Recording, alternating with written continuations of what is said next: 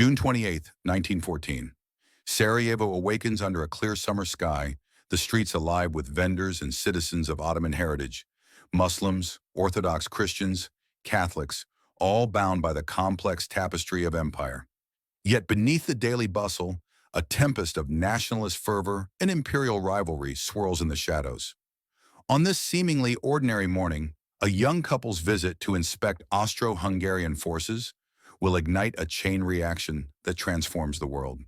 Archduke Franz Ferdinand, heir presumptive to a sprawling, multi-ethnic dual monarchy, and his wife Sophie disembark from their rail carriage.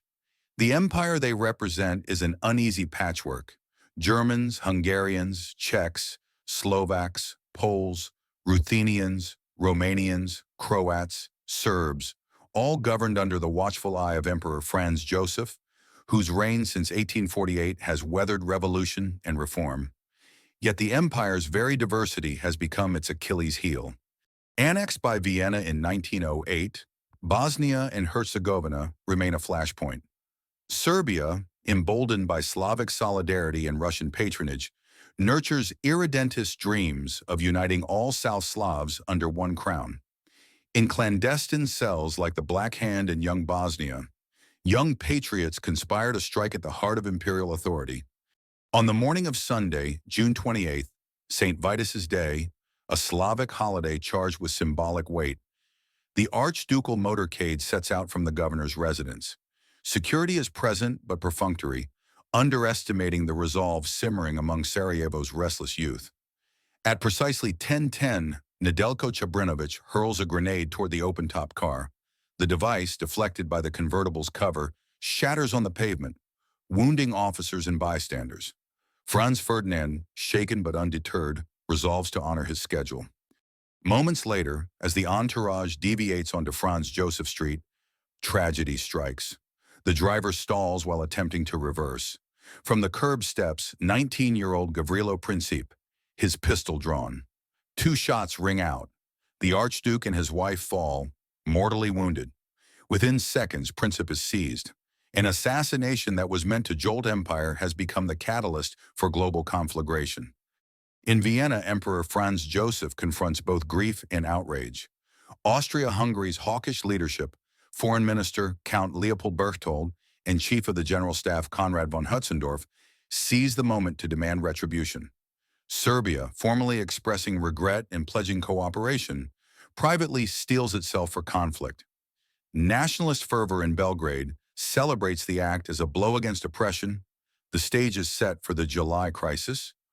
On July 23rd, Vienna delivers an ultimatum to Belgrade with 10 stringent demands: collaboration in prosecutions, suppression of anti-Habsburg propaganda, even Austrian participation in Serbian legal proceedings. The terms strike at Serbia's sovereignty. Belgrade accedes to most conditions, but balks at those deemed intolerable. On July 28th, Austria-Hungary declares war. Within days, alliances propel Europe toward war. Russia orders mobilization on July 30th. Germany demands Russia stand down. When it does not, war is declared on August 1st. France, bound by treaty to Russia, mobilizes. Germany responds with declarations of war on France and neutral Belgium. Britain, guardian of Belgian neutrality, enters the fray on August 4th. In less than a week, a regional dispute has ignited the First World War. The ensuing conflict dwarfs anything the world has seen. Across the Western Front, miles of trenches carve scarred landscapes. Machine guns and heavy artillery yield unprecedented carnage. In the east, vast battles sweep between Germany, Austria, Hungary, and Russia. In distant theaters, Gallipoli, Mesopotamia, Palestine, Africa, soldiers from colonized lands fight under competing flags. The war also accelerates technological change. Poison gas, tanks, military aviation. Governments harness propaganda, censor dissent, and conscript millions. Civilians endure food shortages, aerial bombardments, and pandemics. 4 empires collapse: Austro-Hungarian, Ottoman, Russian, German. By November 1918, the map of Europe is redrawn. Czechoslovakia, Yugoslavia, Poland, the Baltic states emerge. Colonial mandates carve the Middle East into new mandates under British and French control. The Treaty of Versailles, punitive reparations, the principle of collective guilt, a volatile mix that seeds the next global cataclysm. In Russia, revolution establishes a communist state. Across Europe, economic hardship and unresolved national grievances ferment resentment. Serbia, once vilified, now finds itself at the core of the new kingdom of Serbs, Croats, and Slovens. A century has passed since that summer day in Sarajevo, yet the lessons of 1914 resonate today. A single act of violence, amplified by rigid alliances and miscalculation, cascaded into a world war. Contemporary policymakers face their own tinderboxes, cybersecurity vulnerabilities, economic coercion, resource competition, identity politics. What safeguards can prevent history from repeating? First, resilient diplomatic channels are essential. Transparent communication and crisis management protocols can bridge divides before ultimatums trigger irreversible mobilizations. Second, regional and international organizations must be empowered to mediate disputes impartially, ensuring local tensions do not metastasize into global conflict. Third, arms control frameworks and confidence-building measures can temper the risks associated with emerging technologies, from autonomous weapons to cyber warfare. Education remains a cornerstone of prevention.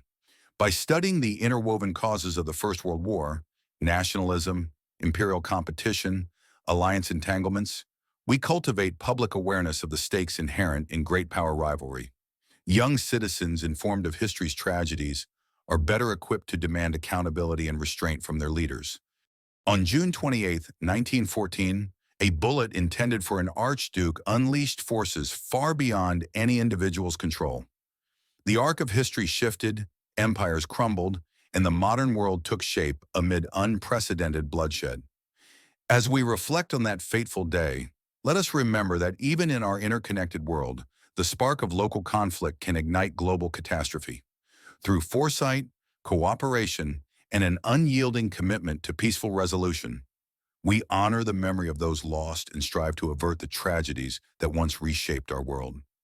Thank you for joining us on this historical journey. If you enjoyed this video, please give it a thumbs up, share your thoughts in the comments below, and subscribe for more captivating stories from our past. Until next time, keep exploring and stay curious.